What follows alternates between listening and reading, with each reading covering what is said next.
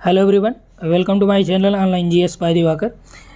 ये सेशन आप लोगों के लिए बहुत ही महत्वपूर्ण सेशन होने वाला है क्योंकि इसमें हम लोग सॉल्व करेंगे टीजीटी ज्योग्राफी का पेपर जो आज हुआ है आपका, यानी सोशल साइंस में एक पार्ट जो ज्योग्राफी यानी भूगोल है उसी को यहाँ पे हम लोग देखने वाले हैं। और इसमें हम लोग ये देखेंगे कि आगामी जो आपकी पीजीटी परीक्षा है उसके लिए आप इस पेपर को ध्यान में रखकर क्या रणनीति बना सकते हैं, किस सेक्शन पे आपको ज़्यादा फोकस करना है जो सिलेबस का पार्ट है, किस में कम फोकस करना है। और टीजीटी की हम लोग बात करें, यदि इसका एनालिसिस करें तो सबसे ज़्यादा प्रश्न इसमें जो पूछे गए हैं वो आपके ह्यूमन वाले पार्ट से पूछे गए हैं, फिजिकल से बहुत कम प्रश्न आपके आए हैं। ठीक, और प्रश्नों का स्तर यदि हम लोग बात करें तो टोटल यहाँ पे आपको 62 प्रश्न देखने को मिलेंगे, जिस 62 प्रश्नों में यदि 10 प्रश्न, अधिकतम 10 प्रश्न की बात मैं कर रहा हूँ कि 10 क्वेश्चन यदि यहाँ से निकाल दिए जाएं तो जो 52 क्वेश्चन यहाँ पे आपको पूछे गए हैं ये ऑलमोस्ट सभी प्रश्न जो है रिपीटेड हैं। कुछ ही नए हैं जो लगभग 10 से 15 प्रश्न नए हैं, लेकिन मैक्सिमम प्रश्न आपके रिपीटेड हैं। और सारे प्रश्न ज़्यादातर कहाँ से पूछे गए हैं? ह्यूमन वाले पार्ट से। ह्यूमन यानी कि आपका मानव भूगोल हो गया, आर्थिक भूगोल हो गया, प्रादेशिक भूगोल हो गया। ठीक, और इंडिया से प्रश्न यहाँ पे कम हैं, लेकिन और जो सेक्शन है यदि उसको देखा जाए तो उसकी अपेक्षा इंडिया के प्रश्न यहाँ पे ज़्यादा बनाए गए हैं। फिजिकल से कम है, सिद्धांत वगैरह जो सब पूछे गए सारे प्रश्न रिपीटेड हैं। हाँ, कुछ किताबें पूछी गई हैं एक दो जो आपके वो नई किताबें हैं या नए प्रश्न बने हैं। ठीक, और ज़्यादातर जो चीज़ें हैं वो आपकी रिपीटेड हैं। तो आपको क्या करना है, पीजीटी के लिए जो फोकस करना है तो पीजीटी में आपको जो ह्यूमन वाले पार्ट हैं उसको ज़्यादातर फोकस करते हुए चलना है। ठीक, बायो ज्योग्राफी के प्रश्न यहाँ पे ज़्यादातर पूछे गए हैं तो बायो ज्योग्राफी को भी आपको यहाँ पे फोकस करते हुए चलना है। और फिजिकल को थोड़ा सा ध्यान देना है क्योंकि फिजिकल जो आप यहाँ पे देखेंगे पर्वत, पठार, नदियाँ, ठीक, ये आपको यहाँ पे देखना है ही। तो ये आपने जीएस में भी पढ़ा होगा, हर जगह पढ़ा होगा। सबके जो कमज़ोर पार्ट होते हैं वो आपके ह्यूमन वाले हैं, जैसे इकोनॉमिक ज्योग्राफी में आ गए आप, ठीक, या प्रादेशिक भूगोल जो आपका दे रहा है, मानव भूगोल में जनसंख्या हो गया या प्रजातियां हो गया। ये सभी चीज़ें थोड़ा सा यहाँ पे कम ध्यान जाता है क्योंकि वो आपके जीएस लेवल पे पूछी नहीं जाती, तो आप उसको फोकस कम कर पाते हैं। तो यहाँ पे देखिए हम लोग जो एक आपकी रणनीति ये है कि अब जो बचे 7 से 8 दिन है इसमें आपको पीजीटी के जो ह्यूमन वाले पार्ट हैं उस पर ज़्यादा फोकस करना है। ठीक, तो ये ए सीरीज़ यहाँ पे हम लोग सॉल्व करेंगे। तो यहाँ पे आपका जो ए सीरीज का पहला प्रश्न दिया गया है कि यूर्त निम्न में से किस प्रजाति का घर है, यानी यूर्त इज अ हाउस ऑफ, किसका है यूर्त? ये आपका खिरगीज का है। ठीक, तो जो जनजातियाँ हैं उनके आवास क्षेत्रों को क्या बोलते हैं? जैसे आपका एस्किमो को क्या बोला जाता है? एस्किमो का आपका इग्लू, जो एस्किमो जनजातियाँ रहती हैं उनके निवास स्थान को क्या बोला जाता है? जहाँ वो रहती हैं उसको इग्लू के नाम से जानते हैं। ठीक, तो यहाँ पे जो आपका पहला प्रश्न दिया गया है तो उसका राइट आंसर क्या हो जाएगा? यहाँ पे यूर्त जो है खिरगीज का है। थोड़ा सा स्पीड में हम लोग देखेंगे क्योंकि पूरा प्रश्न एक ही वीडियो में देखना है। अगला देखिए, विटलसी ने बृहत स्तर पर विश्व को कितने कृषि प्रदेशों में डिवाइड किया है? तो इसने विटलसी ने आपका 13 प्रदेशों में डिवाइड किया था पूरे विश्व को, और 5 आधार इन्होंने माने थे। ठीक, तो ये आप देख लीजिएगा पीजीटी के लिए 5 आधार कौन कौन से थे। अगला देखिए कि और विटलसी के साथ साथ हर्बर्टसन ने भी इसके बारे में बात किया था। अगला है कि संपन्नता का झरना यानी कि known as fountain of prosperity, तो जो खनिज तेल वाले क्षेत्र हैं, जैसे आप सऊदी अरेबिया की बात कर लें, कुवैत की, ओमान की, ये सारे जो देश हैं इनका जो पर कैपिटा इनकम है वो विश्व में सर्वाधिक है। इनकी जो पीसीआई है यानी प्रति व्यक्ति आय जो है मध्य एशिया के देश हैं उनके जो प्रति व्यक्ति आय है वो अधिकतम है। इसलिए यहाँ पे ये संपन्नता का झरना जो है खनिज तेल क्षेत्रों को बोला जाता है। 5 नंबर देखिए, 2001 की जनगणना के अनुसार निम्न में से जनसंख्या की सबसे कम दशकीय वृद्धि दर कहाँ पे दर्ज की गई थी? तो जनसंख्या की जो सबसे कम दशकीय वृद्धि दर थी वो आपका नागालैंड में दर्ज की गई थी जो लगभग -0.58 था। ठीक, उसके बाद आपका केरल था, केरल का जो था ये 4.91 था। और सिक्किम की हम लोग बात करें तो सिक्किम जो है ये ना तो टॉप 5 में रहा है ना तो लोवेस्ट टॉप 5 में रहा है। तो नागालैंड और केरल ये 1 और 2 पे हैं। और राज्यों में जो तीसरे नंबर पे है वो आपका गोवा है। ठीक, तीसरे नंबर पर राज्यों की बात करें तो उसमें आपका गोवा। अगला देखिए महात्मा गांधी जल शक्ति परियोजना, महात्मा गांधी हाइड्रो पावर जो प्रोजेक्ट है ये कहाँ पे लोकेटेड है, शरावती नदी जो आपका जोंग जलप्रपात है वही गरसोप्पा या जोंग, ठीक, कर्नाटक में। और अगला देखिए भारत में सबसे बड़ा कपास उत्पादक राज्य कौन सा है, तो भारत में सबसे बड़ा जो कपास उत्पादक राज्य है वो आपका गुजरात है। और यदि क्षेत्रफल की दृष्टि से हम लोग बात करें तो सर्वाधिक जो क्षेत्र कपास के अंतर्गत आता है वो आपका नंबर 1 पे महाराष्ट्र है, ठीक। उसके बाद देखिए यहाँ पे संसाधन संरक्षण के लिए आवश्यक क्या चीज़ें होती हैं, तो मानव संसाधन के मध्य संतुलन स्थापित करना, ठीक। यदि बैलेंस बना के चल रहे हैं तो संसाधन संरक्षण होगा ही। संसाधनों का विवेकपूर्ण यूज करना, यानी कि रेशनल यूज ऑफ रिसोर्स, तो यदि विवेकपूर्ण संसाधन का यूज होगा तो उसका अति दोहन आप नहीं करेंगे या तो नुकसान नहीं करेंगे, ठीक। संसाधनों का विकास करना, डेवलपमेंट ऑफ रिसोर्स, नए नए रिसोर्स को खोजना, ठीक। तो ये भी आपका संसाधन संरक्षण के लिए आवश्यक है। तो इसमें जो आपका है डी राइट हो जाएगा। अगला देखिए भूमध्य रेखा पर 1 डिग्री देशांतर की दूरी होती है, तो भूमध्य रेखा पर 1 डिग्री देशांतर की दूरी कितने के बराबर होती है, ठीक। तो इसमें देखिए यहाँ पे जो आपका दिया है तो ये इसमें देशांतर रेखा जो है या देशांतर की दूरी 1 डिग्री देशांतर की भूमध्य रेखा यानी कि इक्वेटर पर कितना होगा, तो ये 111.321 किलोमीटर होता है। अब देखिए ये सब जो डिस्टेंस दिए गए हैं पास पास दिए गए हैं, तो ये चीज़ें आपको एग्जैक्ट याद होनी चाहिए क्योंकि फैक्चुअल प्रश्न देखा गया है, इसमें ज़्यादा पूछे गए हैं। उसके बाद देखिए कौन सा युग्म सही नहीं है, तो राजस्थान जो है अंता, तो यहाँ पे राजस्थान में अंता है, राइट है ये। उसके बाद देखिए उड़ीसा गौरीपुर, तो जो गौरीपुर है आपका उड़ीसा नहीं बल्कि कहाँ पे है, असम में है, ठीक। तो गौरीपुर असम का एक शहर है। और गुजरात में सिक्का जो है एक वहाँ पे प्लेस है, स्थान है, बरौनी बिहार में है, ये आपका राइट है। इसमें सही नहीं है तो उड़ीसा गौरीपुर, ठीक। हरित क्रांति से क्या अभिप्राय है, तो हरित क्रांति में आपका ग्रीन रिवोल्यूशन में हाई यील्डिंग वैरायटी प्रोग्राम चालू किया गया था। उन्नतशील बीजों का प्रयोग की बात की गई थी कि उन्नतशील बीजों के प्रयोग से भारत में जो खाद्यान्न कमी है उसको बढ़ाया जाना, जिससे प्रोडक्टिविटी बढ़ेगी और लोगों को पेट भरने के लिए पर्याप्त भोजन मिल पाएगा, ठीक। तो हालांकि ग्रीन रिवोल्यूशन का जो अभिप्राय है वो हाई यील्डिंग वैरायटीज बीज से है, लेकिन इसका जो अप्रत्यक्ष रूप से हम लोग देखें तो इसमें आपका फसलें जो प्रोडक्शन है वो या उत्पादन है वो अधिक करना है। इसका प्रमुख उद्देश्य यही था कि उत्पादन को बढ़ाना, और ये किस तरह से बढ़ाया जाए, हाई यील्डिंग वैरायटीज बीज के द्वारा, उर्वरकों का प्रयोग करके, प्लस जो है सिंचाई सुविधाओं का विकास करके। अगला देखिए दक्षिणी अमेरिका के मोड़दार पर्वत का उदाहरण कौन सा है, तो दक्षिण अमेरिका का जो पर्वत है देखिए रॉकी उत्तरी अमेरिका का हो गया, अपलेशियन भी, ठीक, और आल्प्स ये आप बताएंगे कहाँ का है, किस महाद्वीप का है आल्प्स, ठीक। एंडीज आप जानते हैं कि ये लंबाई में विश्व का सर्वाधिक लंबा जो पर्वत है, यहाँ से आपका लेके यहाँ तक ये आपका एंडीज है, ठीक। तो यहाँ पे जो आपका राइट आंसर हो जाएगा एंडीज हो जाएगा। निम्नलिखित में से कौन सा एक रबर का प्रमुख उत्पादक नहीं है, तो रबर के प्रमुख उत्पादक में थाईलैंड, इंडोनेशिया, मलेशिया है, ठीक। जबकि ब्राज़ील जो है ये कॉफ़ी यानी कहवा के प्रोडक्शन के लिए जाना जाता है। अगला देखिए 14 नंबर पे प्रवाल भित्तियों की उत्पत्ति के संबंधित सिद्धांतों में से कौन सा सही नहीं। अब यहाँ पे देखिए एक प्रश्न ये समझ में आ रहा है, ठीक। एक यहाँ पे ये चीज़ें आप समझ सकते हैं कि यहाँ पे जो चीज़ें पूछी गई हैं कौन सा सही है ये नहीं पूछा है, ज़्यादातर प्रश्नों में कौन सा सही नहीं है, इसका मतलब तीनों विकल्प के बारे में आपको पता होना चाहिए, तभी आप चौथे को यहाँ पे लगा पाएंगे, ठीक। तो फिलहाल ये सब आसान चीज़ें हैं, आपने यदि पेपर सॉल्व किया होगा तो आसानी से कर ले जाएंगे। डार्विन ने अवतलन दिया है, राइट है। मर्रे का स्थिर स्थल है, डेली का हिमानी नियंत्रण है, ये सभी किससे रिलेटेड हैं, प्रवाल भित्तियों से, हमने कराया भी आप लोगों को।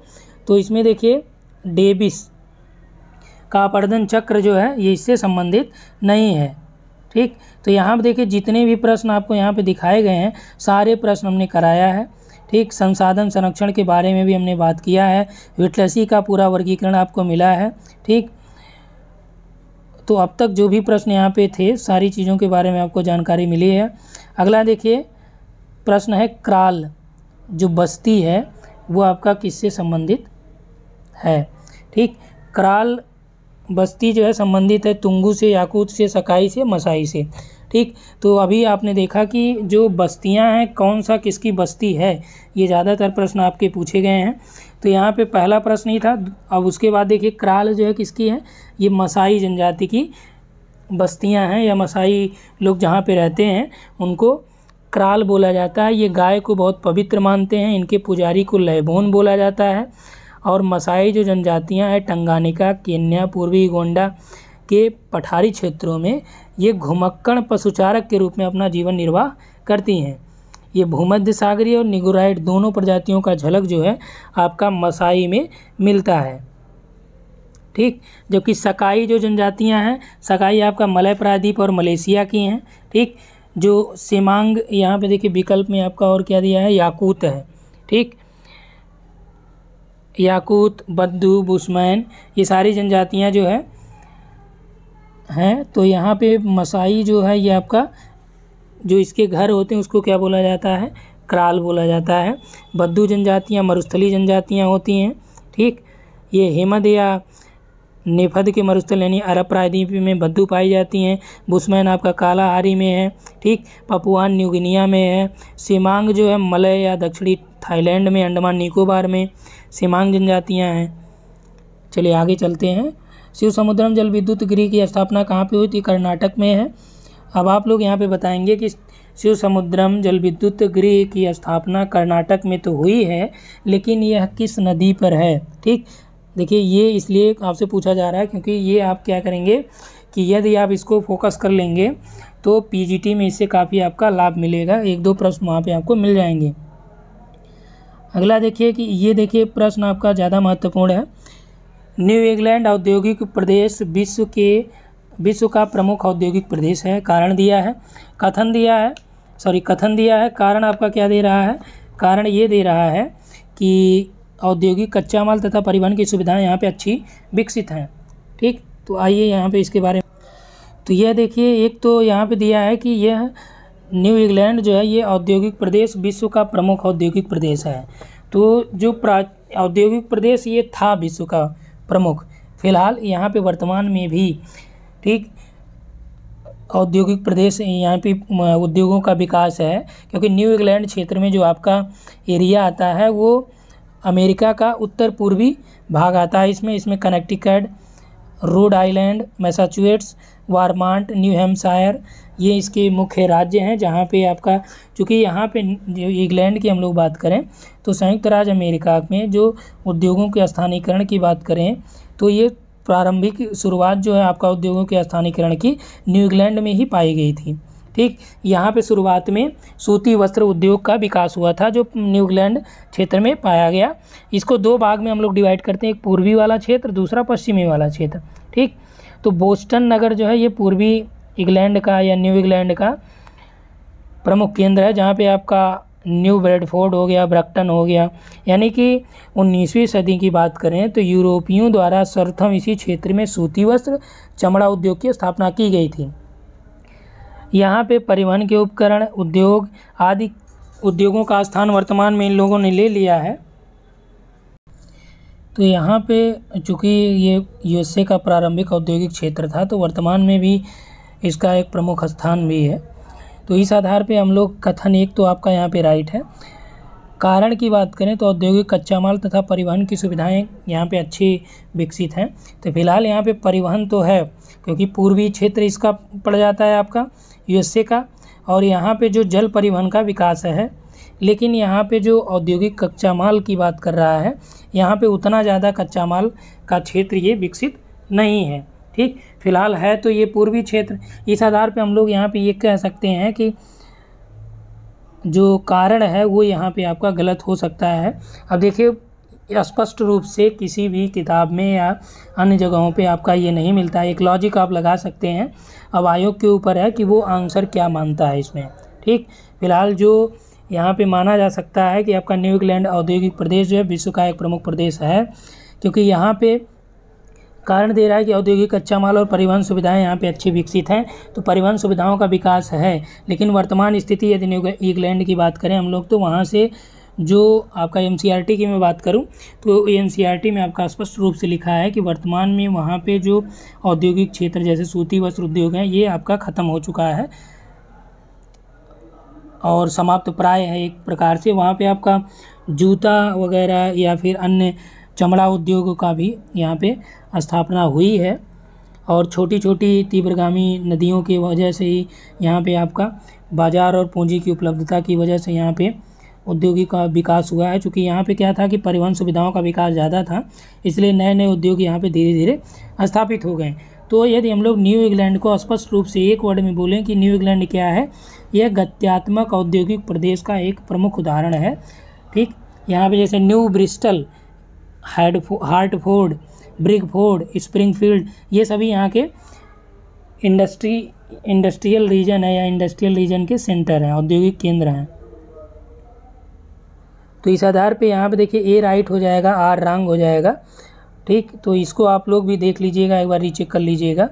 अगला यहाँ पे देखिए जैव विविधता में संपन्नता है, उष्ण प्रदेश, ध्रुव, तो ट्रॉपिकल जो रीजन है और उसके बाद पोलर रीजन है, टेम्परेट है। तो जैव विविधता, जो सर्वाधिक जैव विविधता वाला क्षेत्र कहाँ पे है, समुद्री प्रदेश होते हैं, ओशनिक रीजन होते हैं। ठीक, और डोकलाम पठार जो विवाद है ये भारत, चीन और भूटान के बीच था। ठीक, भारत, चीन और भूटान, यानी कि ये कहाँ पे था, डोकलाम पठार कहाँ पे है, तो भारत, चीन और भूटान में है। और प्लेसर निक्षेप कहाँ पे पाए जाते हैं, तो प्लेसर निक्षेप जैसे ही आप देखते हैं कि ऊंचे या पठारों या पहाड़ों से नदियाँ उतरती हैं और जो ही ये भाबर के आसपास इससे आगे तराई से निकलती हैं, तो वहाँ पे क्या होता है कि इनके जलोढ़ जो पंख होते हैं उनका ये निक्षेप करते हैं, घाटी तल पे भी निक्षेप करती हैं, इसीलिए इसको ये बोला जाता है प्लेसर का निक्षेप, इसे कहा जाता है। ठीक, तो प्लेसर निक्षेप कहाँ पे पाए जाते हैं, तो जलोढ़ पंखों या घाटी तली में, एनसीईआरटी में भी आप देखेंगे स्पष्ट रूप से लिखा है। ठीक, अगला देखिए कि रूस के ग्रामीण आदिवास या सामूहिक फर्म को क्या बोला जाता है। तो जो यहाँ पे सामूहिक फर्म होते हैं रूस के, एक प्रकार से एक कृषि के अंतर्गत भी इसे शामिल किया जाता है।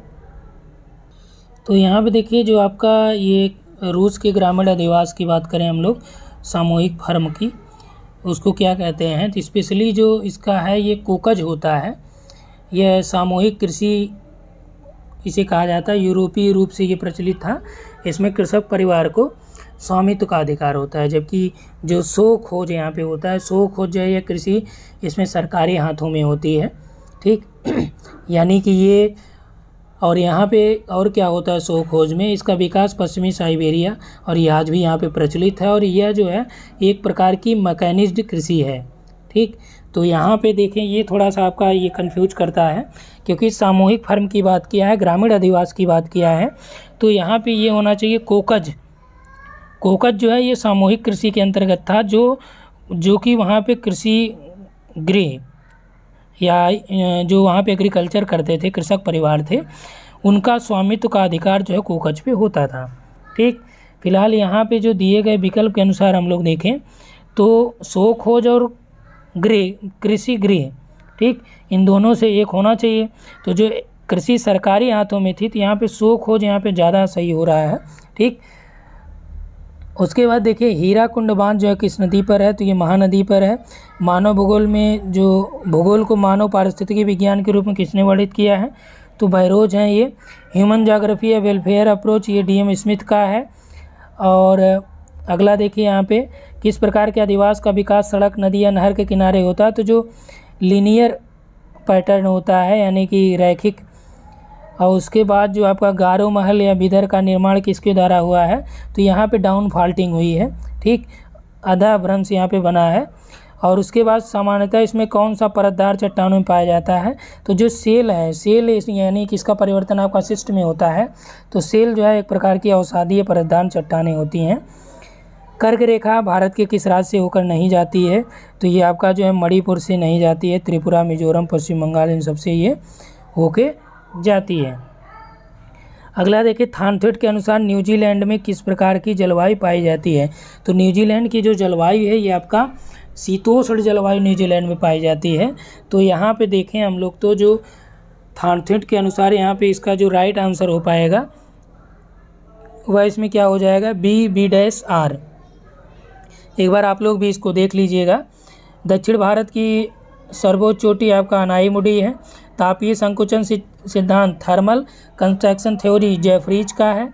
ठीक, अगला देखिए हेक्टोपास्कल मापने की इकाई है। हेक्टोपास्कल जो है इससे एटमॉस्फेरिक प्रेशर मापा जाता है, वायुदाब। अंतर्राष्ट्रीय तिथिरेखा का जो निर्धारण किस वर्ष किया गया था, तो 1884 में किया गया था। पिट्सबर्ग जो औद्योगिक प्रदेश है ये कहाँ पे है। ठीक, तो पिट्सबर्ग और क्लीवलैंड जो औद्योगिक प्रदेश है ये आपका उत्तरी अपलेशियन कोयला क्षेत्र से ही संबंधित है। यहाँ पे आपका लौह इस्पात उद्योग और विनिर्माण उद्योग के लिए पिट्सबर्ग और यंगस्टाउन क्षेत्र जो है यहाँ पे विशेष रूप से जाना जाता है। तो इसमें देखिए रूस है, USA है, ग्रेट ब्रिटेन है, पश्चिमी यूरोप है। तो राइट आपका USA हो जाएगा पिट्सबर्ग के लिए, यानी कि 34 का आपका B हो जाएगा। ठीक, अगला यहाँ पे देखिए जो प्रश्न दिया गया आपका, अहमदाबाद जो है कथन दिया गया भारत का मैनचेस्टर कहलाता है। राइट है ये। किस कारण से मैनचेस्टर कहला जाता है, क्योंकि भारत में सूती वस्त्रों उद्योग का वाणिज्यिक उत्पादन या बृहद स्तर पर जो प्रोडक्शन है वो आपका यहीं पे देखा जाता है। ठीक, तो A राइट हो जाएगा यहाँ पे आपका। अगला देखिए एकाकी ग्रामीण बस्तियाँ, ये देखिए काफ़ी कन्फ्यूजन वाला प्रश्न है कि एकाकी ग्रामीण बस्तियाँ, यहाँ पे रूरल सेटलमेंट की बात किया है, अर्बन की नहीं। तो सह्याद्री के उच्च भाग, रायलसीमा, बघेलखंड, महाराष्ट्र का लावा पठार। तो यहाँ पे ज़्यादा जो सही आंसर मिल रहा है ये बघेलखंड वाला रीजन है। यहाँ पे ग्रामीण बस्तियाँ, आइसोलेटेड ग्रामीण बस्तियाँ, रूरल सेटलमेंट देखने को मिलता है। ठीक, अगला देखिए जैव विविधता संरक्षण निम्न में से किसके लिए महत्वपूर्ण है। तो इसमें एनिमल है, एनिमल एंड प्लांट्स हैं, ऑर्गेनिज्म है। तो राइट आंसर यहाँ पे ऑर्गेनिज्म होगा, चूँकि ऑर्गेनिज्म में आपका प्लांट्स हो गया और आपके एनिमल हो गए और आपके जो है अन्य जैसे पशु पक्षी सारी चीज़ें उसमें शामिल हो जाती हैं ऑर्गेनिज्म में। तो इसलिए इसको यहाँ पे ऑर्गेनिज्म राइट किया जाएगा, क्योंकि जैव विविधता जो है न केवल पशुओं का, न केवल पौधों का, बल्कि अन्य छोटे छोटे जीवों का भी संरक्षण किया जाता है। लेनिनग्राड पत्तन कहाँ पे है, तो लेनिनग्राड जो है रसिया में है। और देखिए निम्नलिखित में से नीचे जो कौन सी चट्टानों में जीवाश्म नहीं पाए जाते हैं, तो जीवाश्म आग्नेय वाले में नहीं पाए जाते हैं। तो यहाँ पर देखिए ग्रेनाइट दिया है और ये राइट हो जाएगा। मैग्नीज के प्रोडक्शन की बात करें तो मैग्नीज प्रोडक्शन में जो है नंबर 1 पे जो आपका दिया गया है यहाँ पे कि अवरोही क्रम की जो बात किया है, तो इसमें देखिए कि दक्षिणी अफ्रीका जो है नंबर 1 पे है। ठीक, जो प्रोडक्शन की बात करो मैग्नीज में, उसके बाद चीन है, फिर ऑस्ट्रेलिया है, फिर आपका भारत है। ठीक, तो टॉप 4 में भारत तो नहीं है, लेकिन विकल्प के अनुसार जो भारत दिया है इसमें ऑस्ट्रेलिया तीसरे नंबर पे होना चाहिए, चीन दूसरे पे होना चाहिए। फिलहाल जो यहाँ पे ज़्यादा सही है वो A आपका राइट हो जाए। नेक्स्ट यहाँ पे देखिए कि मैग्नीज का हो गया, मैग्नीज का राइट आंसर आपका A हो जाएगा। ये देखिए डाटा 2019-20 का मैं बता रहा हूँ। फिलहाल ये डाटा आपका जो इसमें पूछा गया है ये 18-19 का डाटा के हिसाब से मैग्नीज के प्रोडक्शन की बात इसमें की गई है। ठीक, तो 40 नंबर का जो राइट हो जाएगा A हो जाएगा। ग्राविन किसके द्वारा उत्पन्न होता है, तो जो आपका रिफ्ट वाला है। ठीक, तो ग्राविन इसी के द्वारा होता है। यहाँ पे देखिए आपका वलन है, अपक्षय है, भ्रंशन है, अपर्दन है। तो यहाँ पे जो होस्ट पर्वत होते हैं, ठीक, वहाँ पे आपका ये ग्राविन देखने को मिलता है। तो ये आपका भ्रंशन से रिलेटेड है। महाद्वीपीय विस्थापन के पक्ष में जो है कौन सा प्रमाण सही है। ठीक, तो यहाँ पे देखिए महाद्वीपीय तटों की भौगोलिक एकरूपता का जो कंप्यूटर द्वारा आकलन। ठीक, तो computer estimate of topographic fit of continent coast. तो हालांकि ये कंप्यूटर द्वारा आकलन तो नहीं किया गया है, लेकिन ये आपका राइट होगा, क्योंकि महाद्वीपीय तटों की जो भौगोलिक एकरूपता है, आप एक प्रकार से कंप्यूटर आकलन का मतलब यहाँ पे ये कह रहा है कि जैसे मान लीजिए ऐसे तो आप यहाँ पे तो नहीं मैच करा सकते हैं, क्योंकि एनिमेशन के थ्रू आप इसको मैच करा पाएंगे, जो जिक्सा फिट थ्योरी आप उसको मान सकते हैं। ठीक, तो ये आपका राइट हो गया। दक्षिणी महाद्वीपों के मध्य भूवैज्ञानिक समरूपता संबंधी नई खोज। तो जियोलॉजिकल जो सिमिलरिटीज़ थी वो बाद में देखी गई, सबसे ज़्यादा सही यही मानी गई थी। पूरा चुंबकत्व संबंधी अध्ययन, सागरी तल के प्रसरण के प्रमाण, ये सभी जो है महाद्वीपीय विस्थापन के प्रमाण की बात करते हैं। तो इसलिए आपका राइट हो जाएगा 1, 2, 3 और 4 यहाँ पे सभी। अगला देखिए प्रकृति के स्थान एक सलाहकार से अधिक कुछ नहीं है। तो ये ब्लांस महोदय ने कहा था। हिमालय के किस भाग में करेवा का निर्माण होगा, तो यहाँ पर कश्मीर हिमालय होता है। लेटेराइट मृदा, ये देखिए महत्वपूर्ण है। लेटेराइट मृदा पाई जाती है कहाँ पे, तो उत्तर प्रदेश में नहीं होगा, हिमाचल में भी नहीं होगा, पंजाब में भी नहीं होगा, लेटेराइट चूँकि महाराष्ट्र और कर्नाटक, तो महाराष्ट्र में मैक्सिमम पार्ट पे क्या है आपका रेगुर या काली मिट्टी पाई जाती है, लेकिन महाराष्ट्र के दक्षिणी भाग में ठीक आपका जो लेटेराइट मृदा का विस्तार देखा जाता है। उसके बाद देखिए यहाँ पे दिया है कि आवर वंडरिंग कॉन्टिनेंट्स, तो ये आवर वंडरिंग कॉन्टिनेंट्स ये है एडुटोइट की ये बुक है, आवर वंडरिंग कॉन्टिनेंट्स। बुशमैन और हॉटेंटॉट जो प्रजाति है किससे संबंधित है, ये आपका निग्रोइड से है। और मृत सागर जो है ये क्या है, एक प्रकार की भ्रंश घाटी है, ये सब रिपीटेड है यहाँ पे। और संभववाद के जनक किसे कहा जाता है, फेब्रे ने ये वर्ड दिया था, अब ब्लांस नहीं है तो आप फेब्रे लगाएंगे। ठीक, यहाँ पे देखिए ये वाला नया प्रश्न आपको देखने को मिल रहा है। ओके, चलिए आगे हम लोग देखते हैं 50 नंबर। देखिए मानसून शब्द की व्युत्पत्ति, ये भी आपका रिपीटेड ही है, अरबी से है। पृथ्वी पर दिन रात बराबर नहीं होने का क्या कारण है, तो उसके अपने धुरी पर जो है झुकाव होने की वजह से ये होता है। और अगला देखिए कि Bharat largest milk production state of India कौन सा है, तो यूपी है। और प्रति व्यक्ति जो उपलब्धता है ये पंजाब में है। आर्थिक क्रियाकलापों का विकास क्रम कौन सा है, तो विकास क्रम की बात करें तो यहाँ पे देखिए जो राइट हो जाएगा ये हो जाएगा फूड कलेक्शन, यानी कि भोजन संग्रह, फिर एग्रीकल्चर आया था, फिर इंडस्ट्रियलाइजेशन हुआ था। यानी कि शुरुआत में मानव जो है आदि मानव की प्रवृत्ति के रूप में रहा था, तो वो क्या करता था कि भोजन का संग्रह करता था। ठीक, उसके बाद जो है एग्रीकल्चर आया, कृषि करने लगा वो, और कृषि के बाद फिर क्या हुआ, इंडस्ट्रियलाइजेशन हुआ। यानी कि भोजन संग्रह पहले होगा, फूड कलेक्शन, फिर एग्रीकल्चर आएगा, फिर इंडस्ट्रियलाइजेशन होगा। क्लियर। चलिए अगला देखिए यहाँ पे 54 में कौन सा एग्रीकल्चर से रिलेटेड नहीं है, यानी एग्रीकल्चर रिवोल्यूशन में नहीं है। तो देखिए कृषि दुग्ध उत्पादकता जो है ये आपका श्वेत क्रांति जो है ये एग्रीकल्चर से रिलेटेड है। नीली क्रांति भी है, पीली क्रांति भी है, तो इसमें जो राइट हो जाएगा आपका डी हो जाएगा। और अगला देखिए पीत वामन किसे कहा जाता है, येलो ड्वार्फ जो है ये आपका सन को बोलते हैं, सूर्य को। 2001 से 2011 की अवधि, ठीक 2001 से लेकर 2011 की अवधि में उच्चतम एवं न्यूनतम जनसंख्या घनत्व में अंतर क्रमशः अंकित किए गए। ये थोड़ा सा यहाँ पे देखिए गलत दे रखा है कि घनत्व में अंतर की बात करेंगे तो केवल एक विकल्प तो होना चाहिए कि उच्चतम और निम्नतम जनघनत्व का अंतर पॉइंट में होना चाहिए। फिलहाल यहाँ पे जो ये प्रश्न है ये गलत हो सकता है, क्योंकि न्यूनतम यहाँ पे ये देना चाहिए कि 2001 और 2011 की अवधि में उच्चतम तथा न्यूनतम जनघनत्व में अंतर क्रमशः अंकित किए गए थे। तो 2011 का जो आंकड़ा आया उसमें सर्वाधिक जो जनघनत्व है किसका है, बिहार राज्य का, और अरुणाचल का सबसे कम है। तो इस आधार पर हम लोग डी मान सकते हैं यहाँ पे आपका। ठीक, अगला देखिए कि कोरियालिस बल के विषय में कौन सा कथन सही नहीं है। तो कोरियालिस बल के बारे में, कोरियालिस जो है वायु की गति से इसका कोई विशेष मतलब नहीं होता, बल्कि उसकी दिशा से ये संबंधित होता है, जबकि आवर्तन का प्रभाव इस पर पड़ता है, ध्रुवों पर अधिकतम होता है, प्रत्यक्ष रूप से घर्षण बल से ये आपका संबंधित होता है। ठीक, अगला देखिए यहाँ पे आपका जो दिया गया है 58 में कि उष्णकटिबंधीय सदाबहार वन कांगो बेसिन में पाए जाएंगे, राइट है। कोणधारी वन उत्तरी कनाडा में सही है। भूमध्य सागरीय वन कैलिफोर्निया में, ये भी सही मैच है। ठीक, उष्णकटिबंधीय जो पतझड़ वन है यहाँ पे मंगोलिया में नहीं पाए जाएंगे, क्योंकि मंगोलिया में शीतोष्णकटिबंधीय वन पाए जाते हैं, टेम्परेट, इसका जो जलवायु है ये टेम्परेट होती है, यानी शीतोष्णकटिबंधीय के अंतर्गत ही आता है। और अगला देखिए 59, और यहाँ पे जो दिया है एयरी ने नहर सिद्धांत दिया है, वेबल ने प्रगामी तरंग सिद्धांत है, हैरिस का स्थैतिक है, न्यूटन का संतुलन है। तो राइट आंसर ये हो जाएगा। अगला देखिए 60 नंबर में सामुद्रिक वर्षा वन किसे कहा जाता है, ये हमने टेस्ट में भी आप लोगों को कराया ही था। ठीक, तो सामुद्रिक वर्षा वन जो है आपका ये किसको बोला जाता है, तो ये प्रवालों को बोला जाता है, कोरल्स को। अगला देखिए कि यहाँ पर दिया है कि निम्नलिखित में परीक्षण कीजिए, नीचे दिए गए कोड का सही उत्तर दीजिए।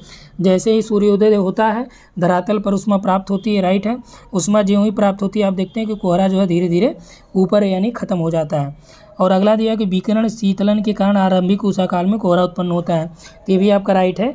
कोहरा 3 प्रकार के आपको बताए गए हैं, एक आपका विकिरण होता है, अभिवन होता है, ठीक।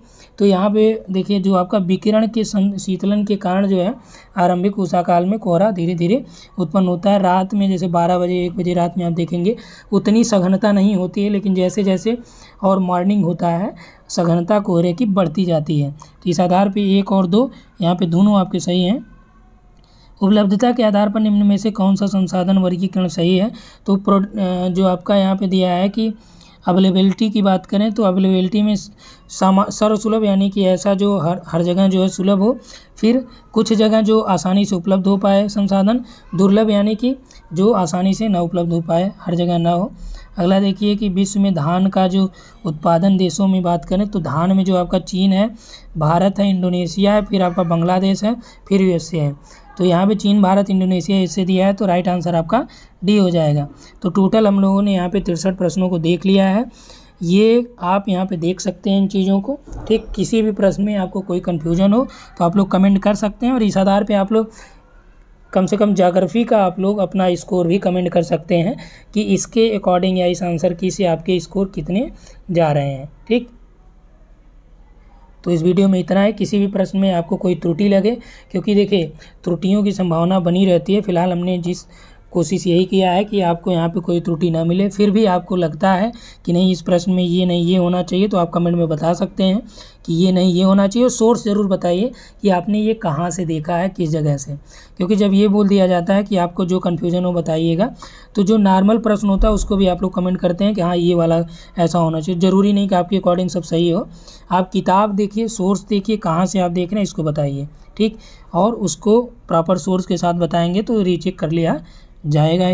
तो आज के लिए इतना ही। Thanks for watching.